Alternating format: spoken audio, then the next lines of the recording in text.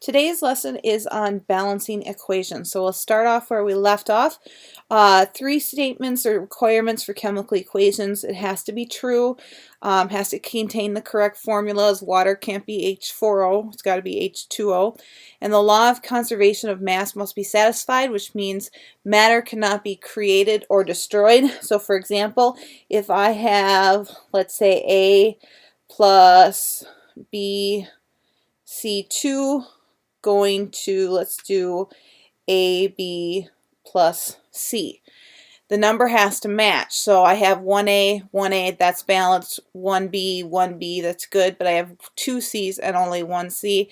That is not the same, and so we're going to have to do something to that, and that's what we're going to be doing is a coefficient. A coefficient is just like it is in math class. It's a number that's outside of what your formula is. So if we have H2O, the coefficient would be the number out in front.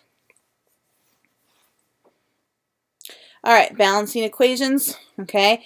Atoms are not created or destroyed, they're just rearranged. You have to have the same type and the same number. You can't change formulas, you can't change subscripts, so the only thing that you can change is the coefficient that's out in front. Now, these next numbers here, okay, are just tips to help you balancing. Because the thing with balancing equations that can be kind of frustrating, it is a trial by error, okay? There's no nice mathematical formula that I can plug numbers into. You've got to try a coefficient, and if it doesn't work, you got to try something else. So these 7 things are simply something to help you go and balance those equations to help limit some frustrations. And so we'll go through those in the next part where we do all these different examples. Okay, so here we go. I've got this equation here. Underneath the arrow, I do what's called an atom inventory. It takes an account of how many atoms I have and what types, and I do it right underneath the arrow. So I'm working with the element zinc. I've got sulfur and I've got oxygen. On the left side, I put how many of each atom I have. So I have 1 zinc, 1 sulfur, 2 oxygen. On the flip side, I have 1 zinc. The oxygen, there's 1 there, and then there's also another 2 oxygens over on the SO2. So I have 3 oxygens and then 1 sulfur. And now I look to see what's balanced and what's not. Zinc and sulfur are balanced because they each have the same number on each side, but this oxygen is not, okay? And so now we're going to try coefficients. I don't like an odd number on the right side, so I'm going to try to get rid of that. So I'm going to put a 2 out in front of the Z and O. Now this 2 gets multiplied to the zinc and also to the oxygen. So that means what I've got here is now 2 zincs, and then the oxygens, now I have 2 with that Z and O, but I still have the O2 over on that side. So I have 4 oxygens, and my sulfur still stays at 1. Now I look at it, my zinc is no longer good. So I'm going to put a 2 in front of the Z and S, 2 zincs, 2 sulfurs. Zinc's good, sulfur is now not good. So I'm going to put a 2 in front of the SO2. That takes the sulfur to 2, and now for the oxygen, there's 2 from the Z and O, and now this 2 again gets multiplied through, and so that's 4 oxygens. So 2 oxygens, 4 oxygens, I have 6 of them. So zinc is good, sulfur is good, oxygen is not, and so I need to have 6, which is going to put a 3 out in front of the O2, multiply that through, and we'll get, so 2, 2, 2, 2, 6, 6, that one is balanced. That one's a little bit more of a difficult problem, but that's the balancing. So let's go ahead and do another one that's a little easier on this one. I'm dealing with nitrogen and oxygen. On the nitrogen side, we have 3, and the oxygen side, we have 6. On the flip side, 1 nitrogen, 2 oxygen. Go ahead and we need to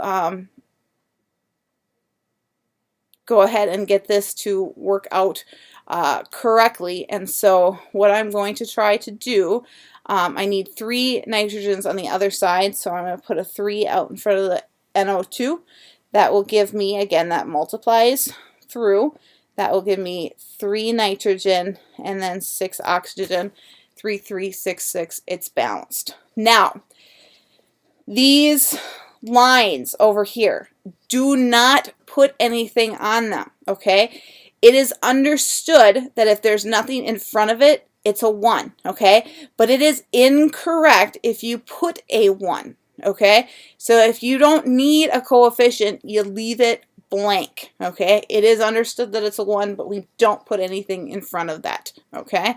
So that's the big thing with that equation, okay? Next one, I'm doing the same thing, dealing with mercury and oxygen, 1, 1, 1, 2, and we'll need a 2 in front of the HGO, 2, 2, and then a 2 in front of the mercury. Okay. Now, if you can do, okay, this atom inventory, you do not have to show it. Okay. But the thing is, I'm going to recommend that you do this atom inventory because this is a new thing for you guys. After many of years, I can look at it and without doing this atom inventory, figure out what it is. But if you're one of those that can see it, you do not have to do that atom inventory. Okay. The next one showcases another one of these tips that is up there that has to deal with the polyatomic ions.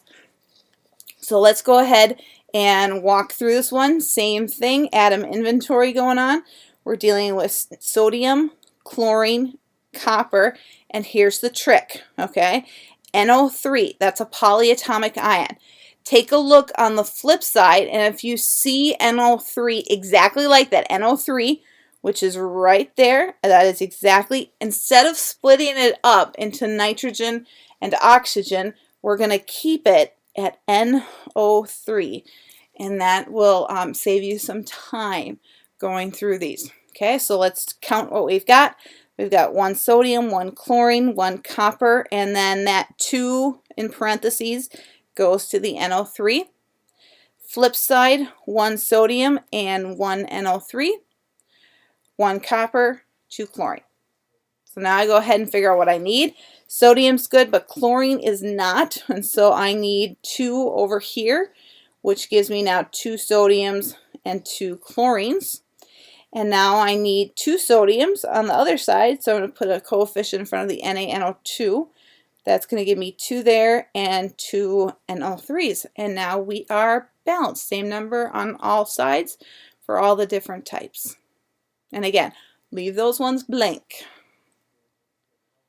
Next one, we are looking at magnesium, hydrogen, and chlorine.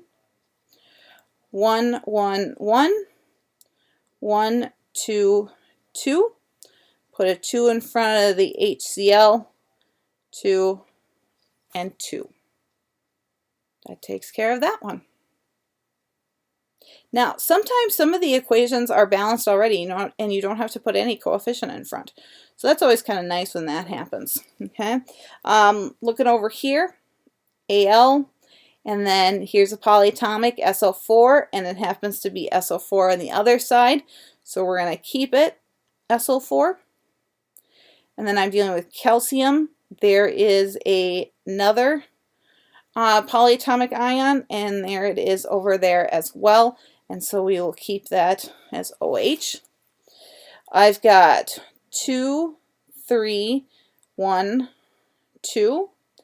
And then I've got 1, 3 hydroxides, 1 calcium, and 1 sulfates, the SO4.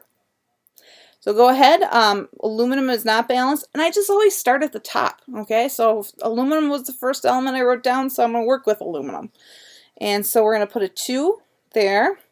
That gives me 2 aluminums, and now the hydroxide, okay? You've got the 3 for the parenthesis, but then you also have the 2 over there that gets distributed to. So hydroxide, the OH, we actually have 6 of them. Aluminum is good, but sulfate is not. So I'm going to go ahead, put a 3 in front of the CaSO4. And so I'm going to have 3 SO4 and 3 calcium. Aluminum's good, sulfate's good, calcium is not. Go ahead and put a 3 on the left side. Going to give us 3. And again, the 2 gets multiplied to the OH, but also the 3 does as well. And so we have 6. 2, 2, 3, 3, 6, 3, 3, 6, 6. Balanced. Okay? Next one. Okay? We're dealing with Na. Now here is the polyatomic ion.